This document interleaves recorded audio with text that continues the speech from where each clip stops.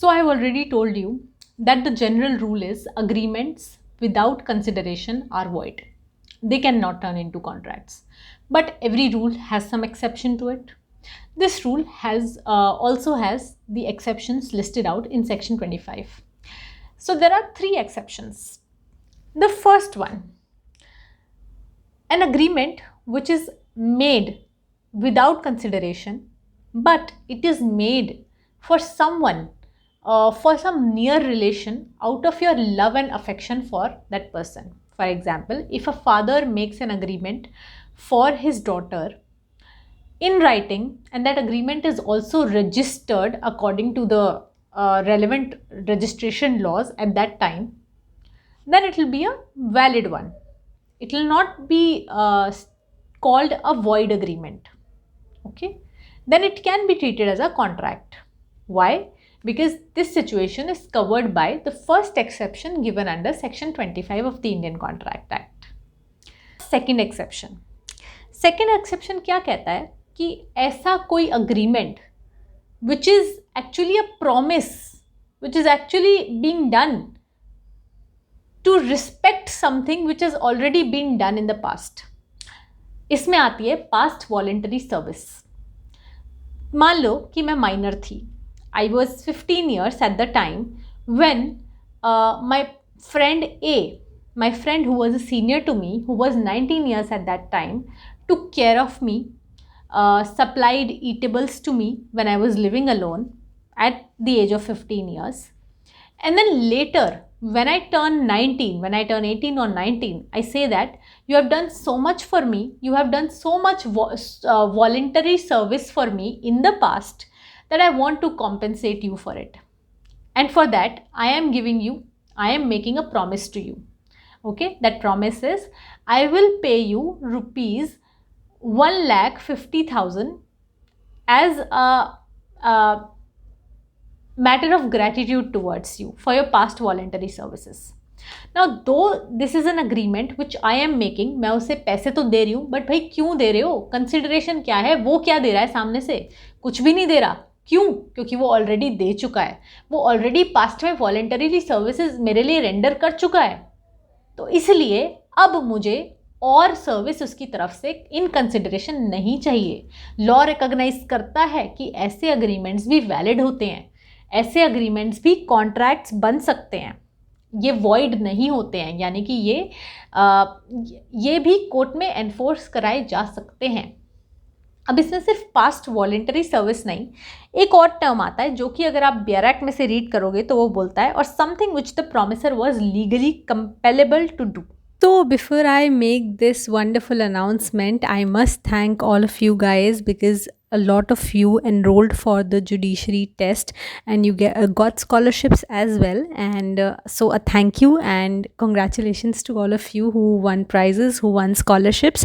I'm sure all of you are extremely talented and you'll do well in the fields that you want to do well in. So this is a new batch starting from 28th of July by Mr. Paliwal and his team. अब ये new batch क्योंकि 28 जुलाई से start हो रहा है, so you have sufficient time to think about whether you want to go for it or not. I am sure you are someone who would like to join a judiciary batch which is good enough for your preparation. So here you will get all the facilities, you will get special classes, live classes, sometimes you will get access to features that you haven't even paid for. See, Unacademy started its judicial services program a few months ago, and in these months it has undergone a tremendous change. इतने सारे लोगों ने apply किया और इतने सारे लोग इतना जल्दी से सीख रहे हैं. अभी के लिए आप पर जो स्पेशल ऑफ़र था वो अभी भी अप्लाई होता है, और अगर आप कोड VLOGish लगा के सब्सक्राइब करोगे तो आपको 10% एडिशनल ऑफ भी मिलेगा. ये आपको पता ही है. तो quickly enroll for this new batch and I hope to see you all there. Okay? मतलब कुछ ऐसा जिसको लॉ ही कंपेल करता है करने के लिए. Now the third situation covered by section 25, जिसमें बहुत सारे लोग कंफ्यूज होते हैं. So promise to enforce a time barred debt. मान लेते हैं कि मेरी एक फ्रेंड है शिखा ने मुझसे 3 लाख रुपीज़ लिए थे और शिखा ने मुझे वो पैसे नहीं दिए जिस डेट को उसे देने चाहिए थे। 2018 में उसे वो पैसे देने चाहिए थे बट उसने नहीं दिए। अब लिमिटेशन एक्ट एक होता है इंडिया में। लिमिटेशन एक्ट के अकॉर्डिंग लेट्स अज्यूम कि मेरे पास सिर्फ 3 साल का टाइम था उससे वो पैसे रिकवर करने के लिए, बट उन 3 सालों में मैंने कोई एक्शन नहीं लिया। Now I am in 2022 year 2022।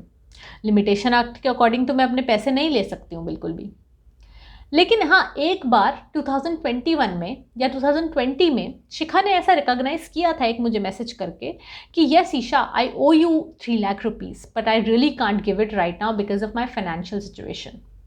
Then I also did not enforce it. So now if Shikha tells me that you helped me at that time by giving 3 lakh rupees, I could not give it to you in return, and now I want to pay it. या छोड़ो, ऐसी situation में नहीं होती। मान लो शिखा तो बड़ी बदतमीज़ निकली, शिखा पैसे देना ही नहीं चाहती, ठीक है, लेकिन याद करो 2021 में उसने एक बार एक्नॉलेज किया था कि हाँ ईशा के 3 लाख रुपए मेरे पास हैं। तो वो जो एक्नॉलेजमेंट है ना, उसको एक अग्रीमेंट मान के चलो, उसको एक कॉन्ट्रैक्ट मान के चलो, उसकी तरफ से वैलिड प्रॉमिस मान के चलो। कैसे मान के चलोगे कि उस समय उसने ये रिकॉग्नाइज किया है कि उसे पैसे देने हैं, उसने ये प्रॉमिस किया है एक तरह से कि हाँ मैं पैसे दूंगी। हालांकि आप सोच रहे होगे कि यार कोई कंसिडरेशन तो है नहीं, तो इसे कॉन्ट्रैक्ट मानेंगे कैसे, कोर्ट में एनफोर्स कैसे करवाएंगे। लेकिन that is the beauty of this exception enumerated in section 25. That is where the law of limitation fails, but this section comes to our benefit. This must be utilized by you, whether you're a student, whether you'll come whenever you'll come into practice later. This will help you a lot. तो अगर शिखा ने 2021 में recognise किया था, इसका मतलब उसे पता है कि कोई ना कोई उसको पुराने पैसे थे जो देने थे, और 2021 में उसका वो रिकॉग्निशन, वो एक वैलिड अग्रीमेंट बन जाता है हमारे लिए बाद में एनफोर्स कराने के लिए कोर्ट में। अगर वो कॉन्ट्रैक्ट के सारे डेफिनेशन सारे एसेंशियल्स भी फुलफिल कर रहा है एक्सेप्ट कंसिडरेशन, अगर कंसिडरेशन नहीं भी है कि उसने मुझे प्रॉमिस कर दिया कि हाँ मैं तुझे 3 लाख रुपए दूंगी, लेकिन अब कोर्ट आके मुझे ये नहीं बोल सकता कि क्या इसमें कंसिडरेशन है, आप क्या दोगे उसे बदले में, क्यों दे रही है वो 3 लाख रुपए। तो मैं बोल सकती हूँ my lord, it was for a time bar डेप्ट, it is for a time bar debt. Now because section 25(3) gives me that opportunity of recovering that debt through this way also, I will do that. Okay, that's what this exception means. अब section 25 में बचता है तो क्या, सिर्फ 2 explanation. एक जो कहती है कि अगर कंसिडरेशन नहीं भी दिया है तो आप किसी भी गिफ्ट की वैलिडिटी को क्वेश्चन नहीं करोगे, अफेक्ट नहीं होगा। दूसरा जो कि बहुत इंपॉर्टेंट है, जो बोलता है कि an agreement to which the consent of the promisor is freely given is not void merely because the consideration is inadequate. ठीक है, but the inadequacy of consideration may be taken into account by the court in determining the question whether the consent to the promisor was freely given. तो बोलते हैं कि consideration adequate हो या इनएडिक्वेट हो, हमें फ़र्क नहीं पड़ता। सेक्शन 25 की एक्सप्लेनेशन सेकंड ये बोलती है, कंसिडरेशन में आप एक काम करो, घर जिसकी वैल्यू 10 लाख रुपीज़ है उसको आप 50,000 रुपीज़ में सेल कर दो, वी डोंट माइंड। सेक्शन 25 की एक्सप्लेनेशन कहती है I don't mind it at all. But अगर ये सवाल उठ गया ना कोर्ट में कि इस पे कंसेंट फ्रीली दिया था या नहीं दिया था, दूसरा बंदा फ्रीली अग्री हुआ था या नहीं हुआ था, तो ये एक वैलिड पॉइंट होगा कंसिडर करने के लिए कोर्ट के लिए कि यार 50,000 का 10 लाख का घर कोई 50,000 में क्यों बेचेगा। इसका मतलब इसका कंसेंट तो फोर्स से लिया गया है, इसके साथ तो फ्रॉड हुआ है या तो कोई कोर्जन किया गया है। ये बात उस टाइम पे एक रेलेवेंट फैक्ट होगी कोर्ट में लेके आने के लिए अपने आर्ग्यूमेंट्स प्रेजेंट करते टाइम। बट दो consideration can be inadequate, you will always be advised that do not enter into contracts with inadequate consideration if you fear that it will one day be brought up against you in the court of law, because otherwise it can definitely be used against you. With this, I think we have covered all the points which are important for understanding the basics of consideration, and apart from the basics, we have also gone into the depth as well. We have not covered the case laws because the length of this video did not allow me to do so. Now if you want more insights on it, you can always let me know. I will see you again very soon, again with a new concept, with a new topic. And subscribe to the channel, do share these videos, and bye for now.